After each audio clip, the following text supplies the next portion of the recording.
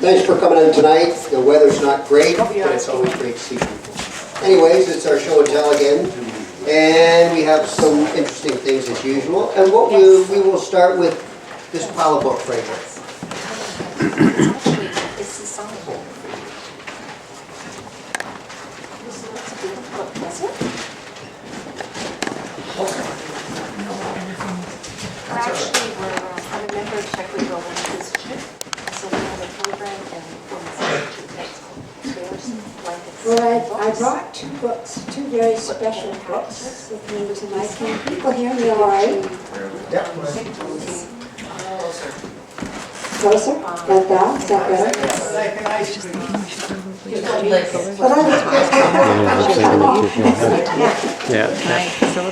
Yeah, I wanted so much to bring something that was pertinent to the history of the area. Often we have David's interesting whatnots that are not necessarily relevant to our history, but these two books were written by Kate Aiken. Is there anybody in the crowd that really doesn't know of Kate Aiken? Oh, a few hands. Well, I phoned my friends in Stratford, and I asked them, I said, have you ever heard of Kate Aiken? And they said, oh yes, they knew that she came from this part of the world, and that she really became world famous because she was so a talented communicator. She knew a lot about farming. She knew a lot about how to eat, and she gave lots of lectures. Was on TV. This one book was her first cookbook that she wrote in 1950, and over 500,000 copies were sold, and there's over 70 recipes in this small book. The pages are falling out. It cost $1 in its day, and my mother, I think, used a lot of these recipes because she's very carefully penciled in where she thought there was too much sugar. So she had a way of substituting for too much sugar. So I quite treasure this book. Now the other book was written by Kate Aiken, and it was Making Your Living is Fun. And that, I think, became her motto throughout life, because she did so many things, and I've read it once and I've read it twice, and it's a wonderful read. And I think if you kind of try and figure out about Kate Aiken, that she was a beaten girl. Her parents had a general store there, and they lived upstairs, and there was always people. She was the youngest of 7, and most of the 7 were boys. And her father told her at one time, we've got to learn to speak up. And she certainly did. That was one of the lessons she learned by having these brothers. And there was always a lot of people there. At one time there was about 23 people. There was people that were working downstairs. They were the staff for the grocery store. And Mr. Scott, that was her dad, he wasn't that keen on doing the promotional part. And he said to Kate one time, well, why don't you write it up? So she did, and he was very negative. He said, well, you can do a lot better than that. You know, we've got competition. You've got to use color. You've got to use better language. So that was another lesson that she learned, because when you read her books, you won't want to put it down. She just has a way of telling a story and using lots of interesting words. Words that you'll understand. They're not real highfalutin words that anybody wonders what they are. And there was a couple of interesting things that happened to her that gave her an idea of what she could do, even when she was very young. She wasn't even 12 years old, and one of the teachers that was boarding with them, she wasn't feeling that well, and she wondered if Kate would look after her class. So this was a one-room schoolhouse in the area, don't know which one. And she managed the class very well. The kids loved her. She did most stuff outside. Kids love being outside, and they all had fun. So Kate got the idea, well, I'll get my teacher's certificate. So in a few months, she got her teacher's certificate. And the other thing that happened to her, one of the other ladies in town, she was sort of like a Mary Kay. You know, Mary Kay sold beauty products. Well, this woman had her little suitcase, and she would go around to the farms, and she would sell cosmetics to the ladies. And well, she was very popular. And so Kate said that she wouldn't mind at all trying this, and so she took she got on a bicycle. She had to rent the bicycle to get there. Well, the ladies were just thrilled, but one of the husbands said, well, this is not appropriate. What is this young person doing with all this powder and paint? So I think of my own grandfather, and he was very much that way too. He'd say, well, all you got to do is just pinch your cheeks. and that brings color to your face. You don't need to use powder and paint on your face. So Kate got a few lessons early in her life. And I guess my mother and I, when we were at the CNE one year, there was a big poster and it said Kate Aiken cooking demonstration. So we witnessed her cooking demonstration. That was back in 1950. Now that was quite a few years ago. And I don't remember just what it was like, but I certainly remember her being there. So I guess that was my first introduction to Kate.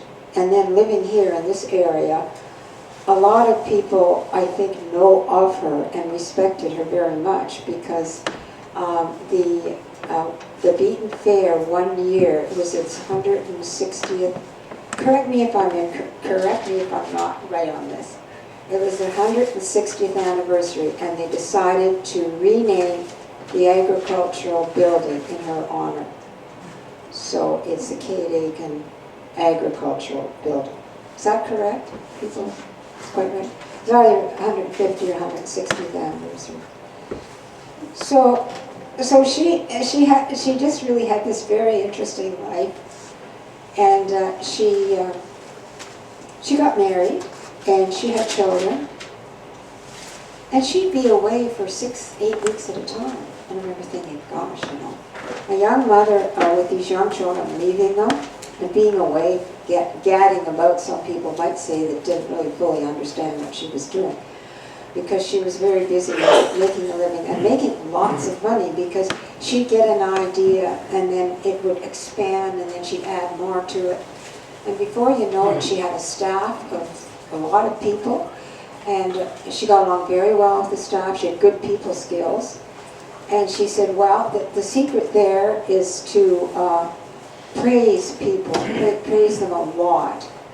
Be a good listener, but if they're not doing something right, just tell them about it. And I think she did by this dictum and did well. And I won't keep you, because I know there's a lot of other people that are anxious to share their show and tell.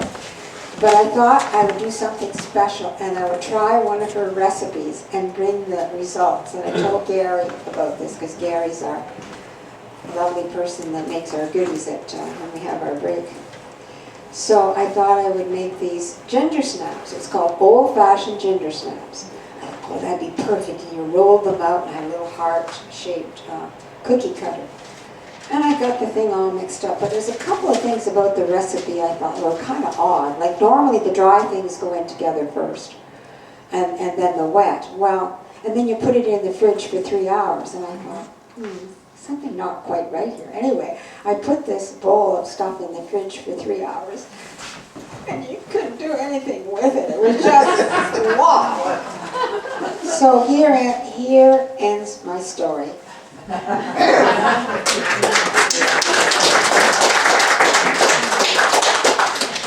Thank you very much. Orlik. There we go. Sorry. It's just that I want to make sure this one person gets to present in case something happens. All right. So I'm with the cemetery. next door. I volunteer. And I'm on the cemetery board. Okay, and also the New Robinson United Church has been closed for quite a while now, 8-9 years or so. And one day when I was walking around the cemetery, I noticed that there had been someone had broken into the church. And so I went in there and removed a number of items. And we have one of these items here. And so what I tried to do is I've been trying to reunite the families that donated these items to the United Church. Reunite them with the items. So, one sec. Alrighty. So when I read that, I read on there Mrs. Jane Long. And it was presented to the Methodist Church. So the Methodist Church became the United Church in 1925. So this is pre-1925. Now when I look at the cemetery records, there was a Jane Long that died in 1902 at 77 years old. So we believe that this is the same Jane Long that's on here. So this predates 1902. So I'm gonna, and we have someone in the audience here that is actually a descendant of this Jane Long. So I'm gonna ask, I'm gonna ask Jane Fuller to come up here and talk about this item. And then we're gonna give it to her. She can take it home.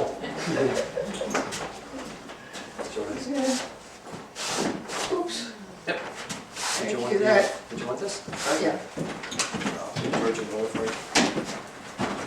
That is beautiful. I didn't realize quite how big it was. Mark sent me pictures of it, and I asked my Anglican priest what she thought it might have been used for. And she said probably for filling the baptismal font during baptism. And Jane Long, Dour Graham, was my second great aunt. She was the daughter-in-law of the first Long to come to Canada, John Long, who emigrated from Ireland in 1823. There's over 60 Longs buried in that cemetery. And if you heard my presentation on the family, you know a bit about that. And he pioneered the land on the 9th line of West Gwillimbury, in the area now known as Fisher's Corners. Anyway, Jane Long was the wife of James Long, who was born in Ireland, and both she and her husband are buried in the cemetery, as Mark said. They had 8 children together. One of them was Harriet Colburn, mother of Lillian Colburn, who lived from 1899 to 1991. Now this is my even closer connection to this branch of the family.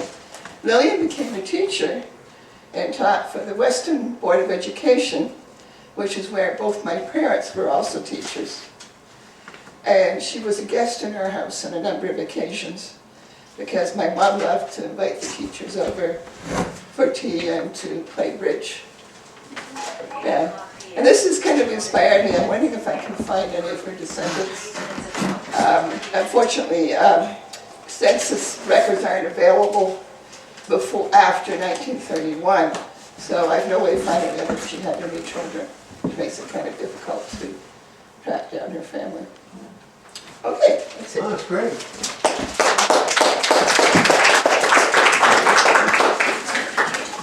What's it made of? I would suspect it is silver plate. Silver plate? Yeah. Thanks, Mark, for that. We'll continue on. We have a big sword here at the side. Okay.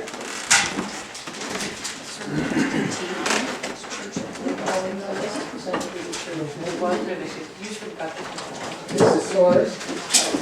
And where's the, can you pull it? Yeah. Okay, well, hello everybody. We're Alison and Doug. And I dug in the tickle trunk tonight to see what I could find. And so I got stuff that bears no relation to this part of the world. I'm going to tell you briefly about the Battle of Eccles Hill, when my ancestors fought back the Fenians, who were going to come and take over Canada. So let me... So this is called a shako, and it was my triple great grandfather's hat in the Missisquoi branch of the Canadian militia. And that's a regular cap, which was my double great-grandfather's cap from also the Missisquoi branch of the Canadian militia, the 60th Battalion. And anyway, my triple great-grandfather died in 1867. So this is a story of my double great-grandfather. And you've got the picture there, so it's hard to see from a distance, but this old boy has the most impressive set of mutton chop whiskers I've ever seen, boy oh boy. And that's his Fenian Raid medal that he's wearing there. So briefly, the story of the Battle of Eccles Hill. The Fenians were a society that formed in the US in 1857. And they decided that the best way to help Ireland achieve independence was for American Irish people in America to come and take over Canada. And that way the British would have to give Ireland, they would use that as a bargaining chip to give Ireland independence. And so they raised $500,000, which was an awful lot of money in those days. And in 1867, Canada became a country, and they started to attack various places in what was the province of Quebec in those days. And at first not too much happened. There were a few skirmishes and stuff over the border, but it got more serious in 1870. And the Fenians mustered a force in northern Vermont of 400 people, and they headed up towards Clarenceville and Franklin on the east side of the Richelieu River from Lake Champlain. So they came up Lake Champlain, and they moved into Canada. And it was kind of an interesting battle because they had U.S. Marshal was there with a few men, because of course this wasn't an official U.S. action, it was essentially a vigilante action. And the American government was kind of ambivalent, like they kind of wouldn't have minded if the Fenians had actually been able to make some incursions into Canada, but they couldn't support it officially, so they were there. And anyway, the Fenians came over the border, and so the local militia were called out along with a bunch of irregulars. And the irregulars didn't have uniforms, they just had red sashes on, so they wouldn't be mistaken for civilians.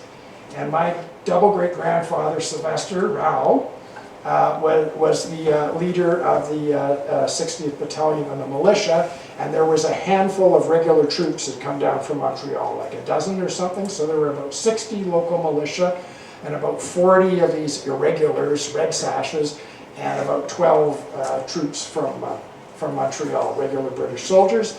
And these 400 Fenians, and the Fenians came up and they demanded that the Canadians surrendered, and they used the U.S. Marshal, who was there to be the go-between, to come and say, well, we promise we'll be good to the women and children, you guys all lay down your arms, it'll be fine. And apparently my great-grandfather and the British colonel, who were the regular, from the regular Canadian Army, I guess he was still British at that time, I guess it was the transition. And they were so mad that they were going to take the U.S. Marshal into custody. But that was going to cause an international incident, so they told him to get lost, and the Fenians came marching over the hill, and the shooting started. And apparently one of the things that made it complicated was there was tons of civilians came out to watch, because people didn't really think it was that serious on the Canadian side, and so there were civilians all over the place, and it made it for a very strange battle. Anyway, there was a whole lot of shooting for about 3 hours. And I guess a couple of people got wounded, and I think there was about 1 killed on each side, and the Fenians went back. So anyway, this was my double great-grandfather's sword, and his shako, and his cap, and anyway, that's a little show and tell from the tickle truck. Thank you.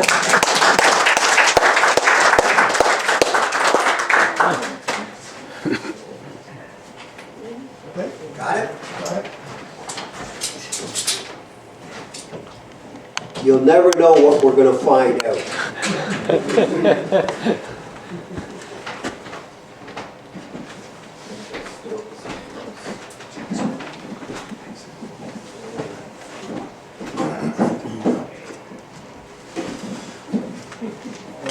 It's like packaging nowadays. It was in there originally, but it never goes back in. That's right. Okay, we have a box here that says Tim on it.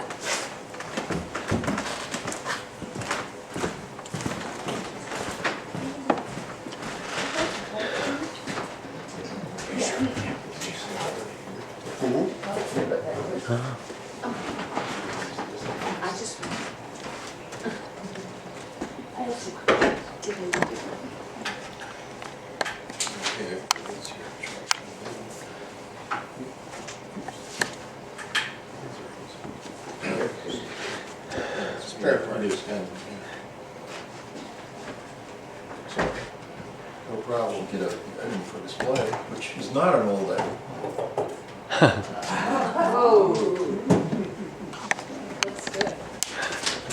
Okay, this is a beer bottle I picked up in Fredericton, New Brunswick. It was once full.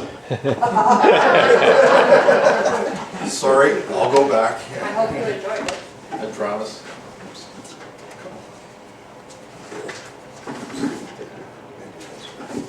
And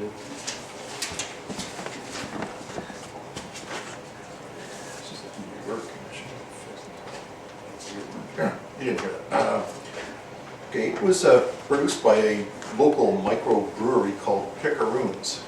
They have a history of creating labels depicting elements of local New Brunswick history. Admittedly, this beer was not the greatest. However, I actually bought this for the label, not for the beer inside.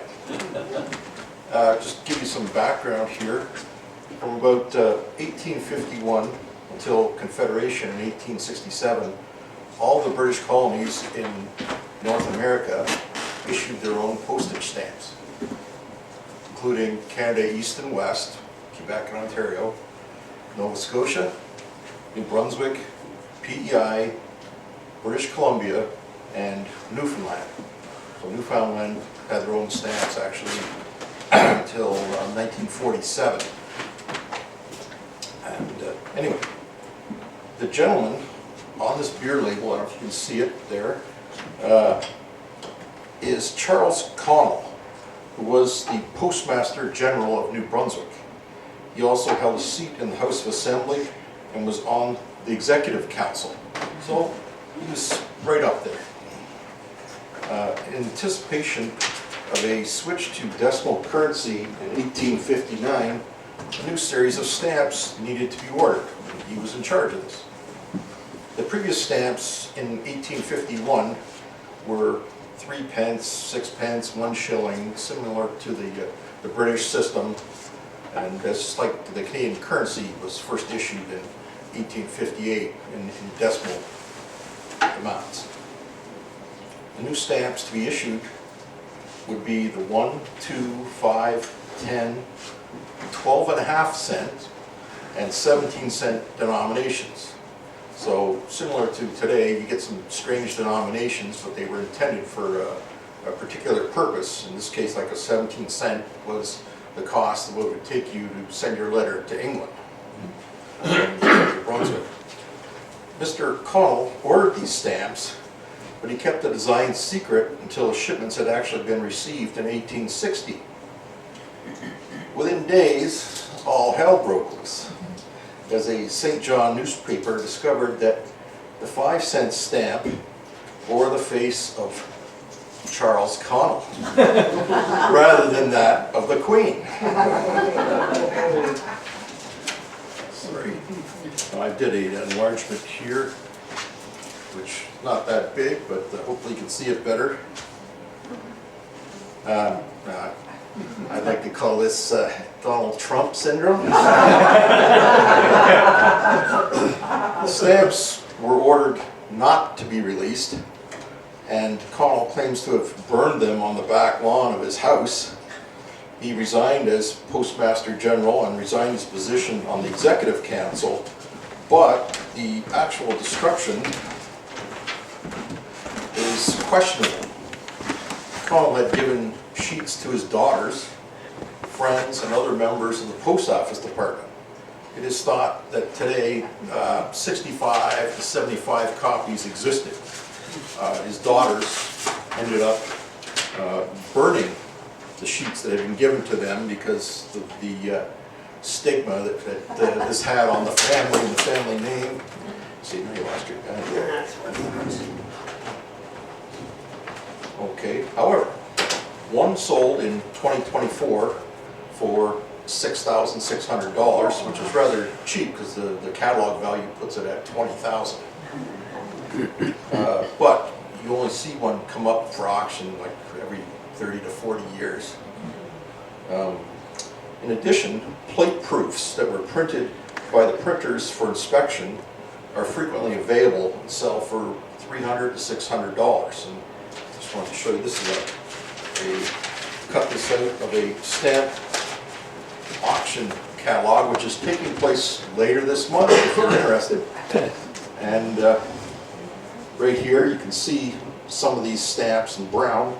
And so if you want one, you can pick one up for, $600.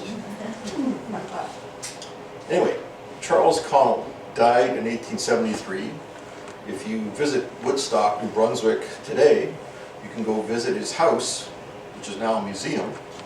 Actually, he's got a harpsichord in there. It's pretty interesting if you've never heard one close up. It's definitely different than a piano.